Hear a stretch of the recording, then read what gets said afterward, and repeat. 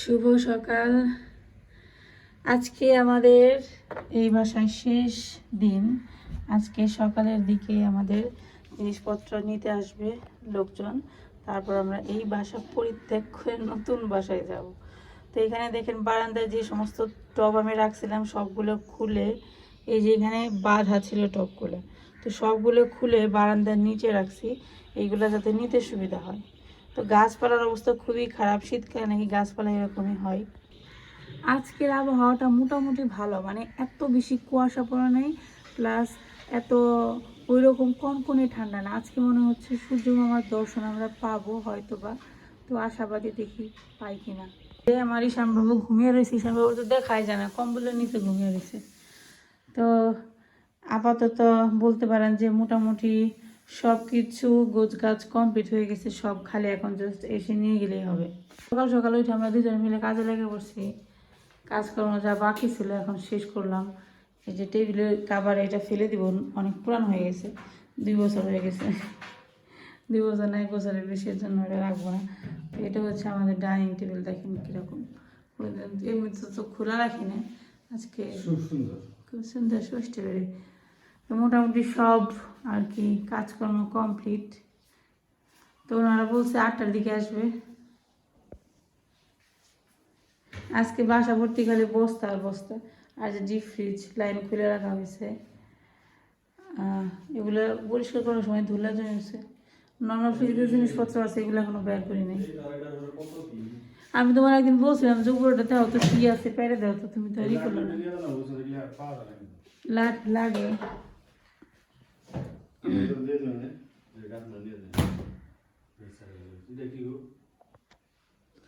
এটা পুতুল সারার।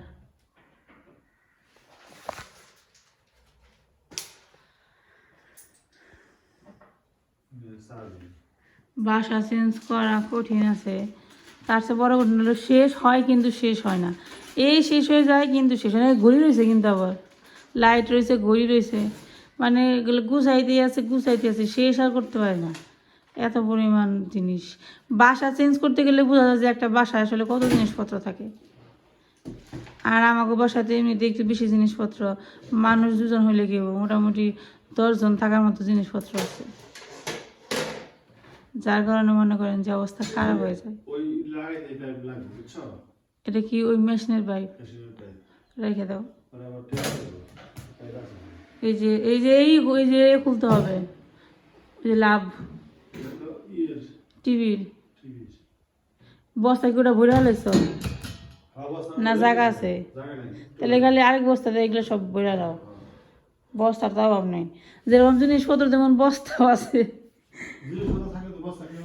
না। ওই যে মাঝে মাঝে মা আবার চাল পাঠায় না, মা তো চালের সাথে একটা করে বস্তা পাঠায়, 2টা করে বস্তা পাঠায়, ওই বস্তা আবার রেখে দেয়, রেখে যদি মোটামুটি ভালোই বস্তা আছে।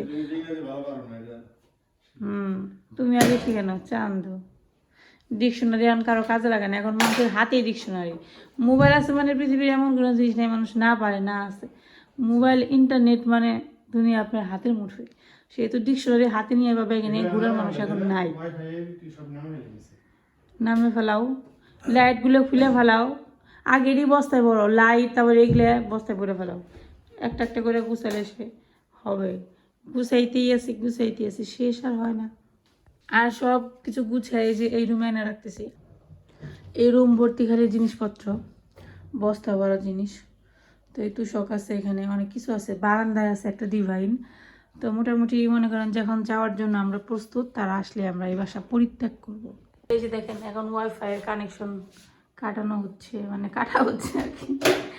তো এই যে ওয়াল দেখতে পাইতেছেন, এই ওয়ালগুলো হচ্ছে আমরা যাওয়ার পর ওনারা রাতের দিকে রিপেয়ার করে দিবে, যারা নতুন ভাড়াটিয়া আসবে তাদের জন্য।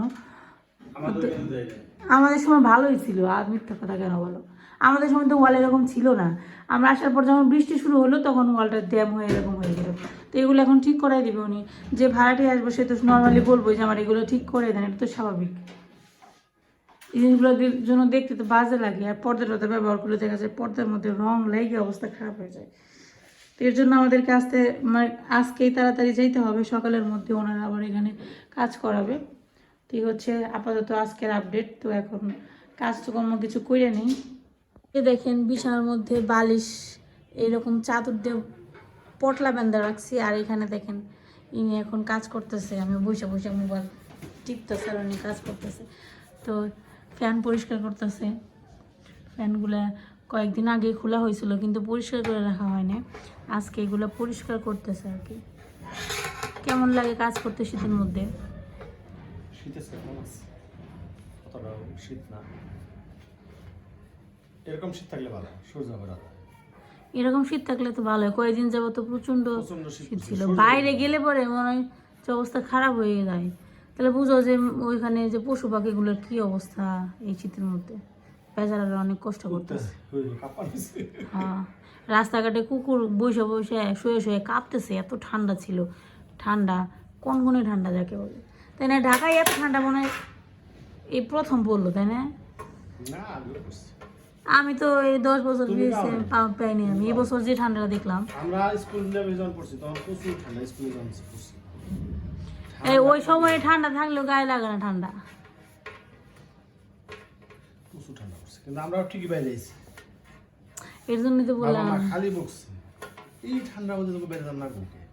আমি ওর জিন্সের প্যান্ট দুইটা করে প্যান্ট পরতাম। তাহলে ওই রে কান ঢুলে ওই রে আড্ডা ছিল। ফ্যানের মধ্যে কত নোংরা জমে, তাই না? ফ্যান থাকে উপরে, তারপরে ফ্যানের মধ্যে সবচেয়ে বেশি নোংরা জমে, তাড়াতাড়ি নোংরা হয়। ফ্যানের ময়লা টান কালো কালো ময়লা হয়।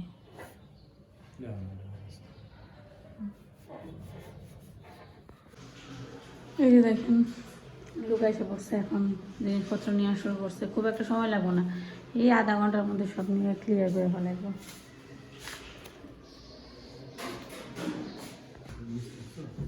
কি হয়েছে?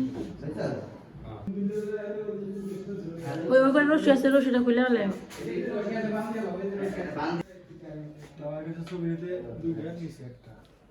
কই উজরা রয়েছে, খেয়াল করে নাকি?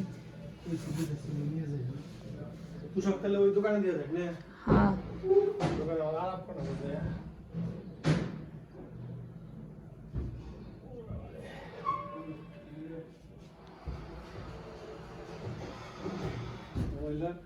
এখানে আমাদের মোটামুটি জিনিসপত্র অর্ধেক নেওয়া হয়ে গেছে। এই যে বস্তা খালি করে ফেলছে এখানে। তারপরে ওই টিভিটা খোলা লাগবে, ও টিভি সকেট আমি খুলে দিছি। দেখেন ড্রয়িং রুম খালি, নেওয়া হয় নাই। কি হচ্ছে আমাদের রুমটা বাকি আছে, এই যে খাট টাট সব নিতে হবে, আবার নিয়ে এগুলো সব সেটিং করতে হবে। হায় রে কষ্ট রে। দেখেন এই রুমও খালি হয়ে গেছে, এই রুমে সব জিনিসপত্র প্রায় নিয়ে চলে গেছে, আর কয়েকটা বাকি আছে।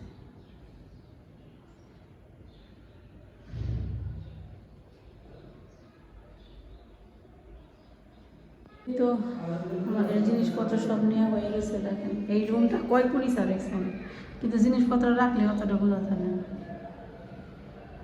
আর এই যে বারান্দায় খুব সুন্দর একটা ভিউ পাওয়া যায়। যাই হোক, তো ঠিক আছে, এখন এই বাসাকে বিদায় জানি, আমাদের যাইতে হবে নতুন বাসায়। এই সাইডে ছিল ডাইনিং স্পেস, আর ওই পাশে ছিল রুমগুলো অনেক বড় বড় ছিল।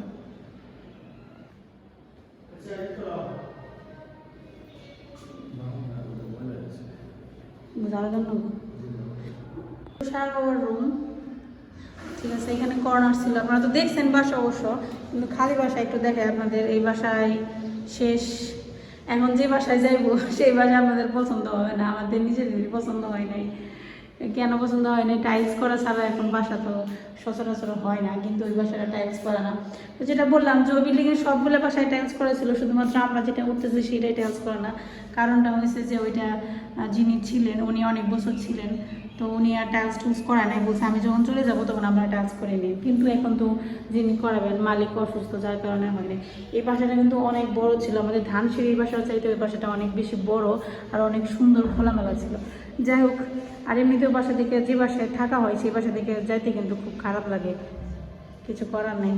ভাড়া বাসায় থাকার সমস্যা এটা, আপনি যেখানে একটু ভালো লাগবে মন চাইলে সেখান থেকে অনেক সময় যাইতে হয় বিভিন্ন কারণে। শুধুমাত্র ভাড়া কমের জন্য গেছে এটা কিন্তু না, আরও কিছু কারণ আছে। এটা ডাইনিং স্পেস ছিল, আর ডাইনিং স্পেসের সাথে ওই যে ওটা ছিল আমাদের বেডরুম, আর পাশে হচ্ছে একটা কমন বাথরুম, আর একটা হচ্ছে রান্নাঘর, যেটা সবসময় আপনারা দেখেন ভিডিওতে। তো সব জিনিসপত্র তো নেওয়া হয়ে গেছে, এখন বাসা পুরো খালি। এখন শুধু আমাদের জলের ফিল্টারটা আমরা খুলে তারপর হচ্ছে এখান থেকে আর কি চাবি টাবি দিয়ে একদম বিদায় নিব। মনটা খারাপ লাগতেছে সত্যি কথা বলতে, বাসাটা থেকে অনেক আরাম পেয়েছে, খুব ভালো লাগছে থাকতে, কিন্তু এটা ছাড়লাম, বিভিন্ন রকমের কারণ থাকে এই আর কি। এই যে দেখেন, এটা হচ্ছে বাসার পাশে একটা বস্তি, তো এখানে একটু প্রবলেম আছে, তো সেইটা আর বললাম না। এই জায়গায় একটা মানে প্রবলেম আছে, যেহেতু বস্তি আছে সাথে। অবশ্য বস্তি সব জায়গায় কম বেশি থাকে, এগুলোর কোনো ব্যাপার না। যাই হোক, তারপরেও ছাড়লাম এই আর কি। আর এই জায়গাটা আমার সব থেকে পছন্দের জায়গা, এখানে আমি দিনে 1-2বার আসতাম, আমার খুব ভালো লাগে এই জায়গাটা। তো এই জায়গাটা আর দেখা হবে না সত্যি। বাসা ছেড়ে যাওয়া আসলে অনেক কষ্টকর ব্যাপার। এই 2 দিন পর বাসা চেঞ্জ করা খুবই যন্ত্রণাদায়ক, মানে পরিশ্রম তো সেটা ব্যাপার না, মানসিকভাবেও একটা চাপ পড়ে, যেটা সত্যি ভালো লাগে না। আপনারা হয়তো বলতে পারেন যে কেন বাসা ছাড়লেন, বিভিন্ন রকমের কারণ থাকে, বাসা অনেক সময় বিভিন্ন কারণে ছাড়ি, সব কিছু তো বলাও যায় না। এবং তার সাথে হচ্ছে আবার আপনারা বলতে পারেন যে যেহেতু বাসা ছাড়তে কষ্ট, আপনারা ফ্ল্যাট কিনলেই পারেন আর কি। ঢাকা শহরে একটা ফ্ল্যাট কিনতে গেলে অনেক টাকা পয়সা লাগে, এত টাকার মালিক এখনো হয় নাই, জানি না ভবিষ্যতে বা জীবনে কখনো পারবো কিনা, সম্ভব না মনে হয়। কারণ আমাদের টাকা একটু একটু বাড়বে, পাশাপাশি ফ্ল্যাটের দাম বা জায়গার দাম একটু একটু করেও বাড়বে, তো সেই ক্ষেত্রে হিসাব কিন্তু ঘুরে ফিরে একই দাঁড়ায়। তাই ঢাকা শহরে বাড়ি করা বা ফ্ল্যাট কেনার জন্য অনেক বেশি টাকার প্রয়োজন হয়। ও ভালো হয়েছে।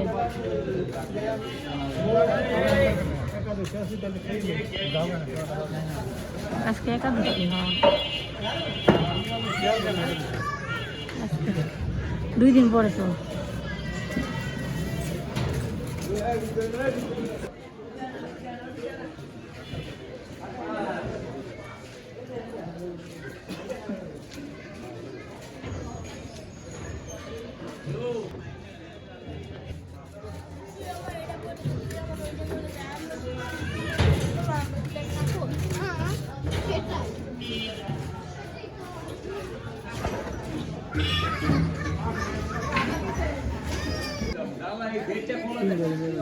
এই তো ওয়ার্ড্রোবের পিছনের কি অবস্থা হয়েছে বোর্ডের, দেখছো না? আপাতত থাক।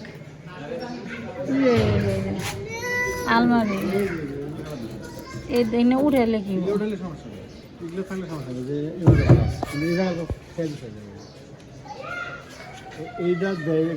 তোমাকে থাকতে এত জিনিস লাগে বাসায়, এটা কম কম জিনিস না থাকা না। আমি কম জিনিস না থাকা, তুমি বানাইছো, তুমি টেয়ারে কিনছো, আমি কষে দেখে তুমি কিনবা কে? আমি কষে দেখে তুমি কিনবা কে? আমি যা কম তুমি তাই শুনবা, সম্পূর্ণ তোমার। যে টিয়া পাইছ নগনকে যে গাড়ি বক্সা নিয়ে আইস এনে চেঞ্জ করার গেলে দুম বেড়ে যায়।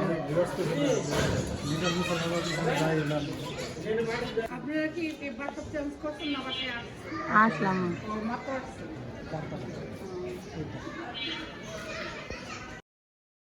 তো এখন হচ্ছে আমরা সমস্ত জিনিসপত্র নিয়ে যে বাসাতে উঠবো, সেই বাসার নিচে এখন দাঁড়িয়ে আছি। এখন যিনি বাসাটা ছাড়বেন তিনি ওনার মালপত্র নিয়ে নিচে নামবেন, আর আমরা এক এক করে সব উঠাবো। তো এই হচ্ছে আজকের ভিডিও। ভালো থাকবেন সবাই, ধন্যবাদ সবাইকে।